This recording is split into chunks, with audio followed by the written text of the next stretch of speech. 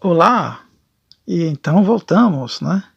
Aqui nesse podcast do Café Católico, com a graça de nosso Senhor Jesus Cristo, mantendo os olhos fixos em nosso Senhor Jesus Cristo, caminhemos.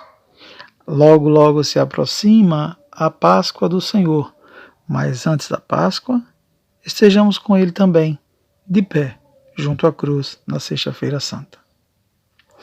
Dando continuidade, meus irmãos, à nossa reflexão que tem sido sobre esse alicerce, né, sobre essa construção, o templo, o edifício do Espírito Santo em nosso corpo, em nossa alma, em que nós somos edificados.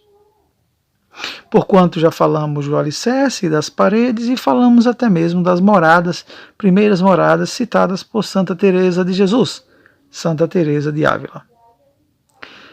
Neste último podcast deste mês, quero então encerrar falando sobre, ainda adentrando as moradas citadas por Santa Teresa, mas com um pequeno ajuste, digamos assim, pessoal, que eu acho que vai servir para todos nós, né? Espere-se assim em Cristo.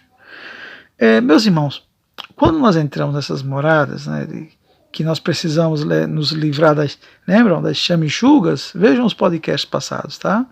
As chamichugas que a gente entra, que são aqueles vícios que ainda temos, estão agarrados em nós, vão nos parasitando, e nós então adentramos.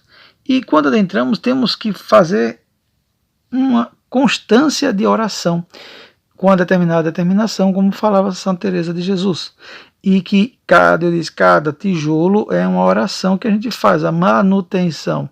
E lembrando, mesmo que esse nosso castelo, ou nossa edificação do Espírito Santo, esteja ficando enferrujadinha, e de vez em quando tem um buraquinho novo, uma falha no reboco, nós temos uma única forma de edificar essa construção, é a oração. Como é que pode ser essa oração? Oração mental, oração vocal, uma oração de leitura, que você para ler e você reza lendo, vai lendo a palavra de Deus e vai se consagrando, e à medida que a palavra de Deus vai chegando até nós, ela vai edificando. Isso é uma oração. Rezar um salmo, pensar em nosso Senhor, ficar parado diante do crucifixo, como estou agora aqui, e ficar contemplando, olhando para Ele, guardando, ter os olhos fixos em Cristo Jesus. Que para algumas pessoas pode dizer assim, não, isso é uma bobagem. Se é uma bobagem, então peço a você que fique 30 minutos olhando para o crucificado, e se você é cristão, depois me diga se isso é bobagem.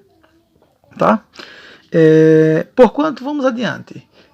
Nessa nossa edificação, em que os tijolos são as orações que fazemos diariamente, os rebocos, os detalhes, os remendos na parede, tudo é oração. Nós temos que fazer a nossa vida uma constante oração. Era justamente o que falava São Paulo, e como cita também no Peregrino Russo, né? Que é aquela oração que eu quero compartilhar com vocês, que é uma oração bem curtinha, que dá para você citar todo dia, que é: Jesus Cristo, Filho de Deus vivo, tenha compaixão de mim. Quando você estiver sem vontade de rezar, Jesus Cristo, Filho do Deus vivo, tenha compaixão de mim. Mas quando você estiver rezando, que não está sentindo nada, e está rezando, e não está sentindo nada, Jesus Cristo, Filho do Deus vivo, tenha compaixão de mim. Pedir ao Senhor por sua misericórdia é o que nos resta e é o que nos mantém vivos. Olha, por mais que a vida esteja árida, mais chateada, controversa, com resoluções e incertezas até o topo da cabeça, com tantas nesses tempos pandêmicos, de tantas incertezas, Jesus Cristo, Filho do Deus vivo, tenha compaixão de mim, que sou pecador. Jesus Cristo, Filho do Deus vivo, tenha compaixão de mim, que sou pecador. Jesus Cristo, Filho de Deus vivo, tenha compaixão de mim, que sou pecador. Portanto, meus irmãos, para nós vencermos as primeiras etapas, esta oração vai nos servindo como um exorcismo. Ela vai, ao mesmo tempo, nos fazendo caminhar e, em tempo, vai soltando como um repelente. Ela vai soltando as servendiges que nos mordem ou as chamichugas que nos atacam. É esta oração que, claro, a gente pensa, né? Vamos falar sobre a oração de São Bento para exorcismo. O principal exorcismo nosso, meus irmãos, claro, é a intervenção divina. E como atraímos ela até nós? É pela oração. A oração. E essa oração de despojamento, essa para mim é oração de colocação diante do Senhor, uma oração de contrição, de despojamento, de colocar-se diante de Jesus como alguém que precisa, como alguém que busca. Porque entrar nas moradas ou nos castelos interiores, espiritualmente falando, você precisa sempre edificar-se nesta edificação que é pela oração. E esta oração é como se fosse a palavra-chave que você vai entrando, adentrando, adentrando, adentrando. Aí disse, não, mas pode ser orações mais elaboradas? Pode tudo. Pode sim, contanto que seja oração. Mas em todos os graus de incerteza, em todos os graus de secura, aridez, Jesus Cristo, Filho do Deus vivo, tenha compaixão de mim, que sou pecador. Porque, meus irmãos, nós só temos a certeza diante da verdade, e a verdade é Cristo Jesus. E nessa verdade, que é Cristo Jesus, nós nos colocaremos diante dele. Na oração nos colocamos diante dele. Quando eu digo Jesus Cristo, Filho de Deus vivo, eu reconheço quem ele é. Quando eu digo tenha compaixão de mim, eu estou dizendo a minha posição de servo pequeno.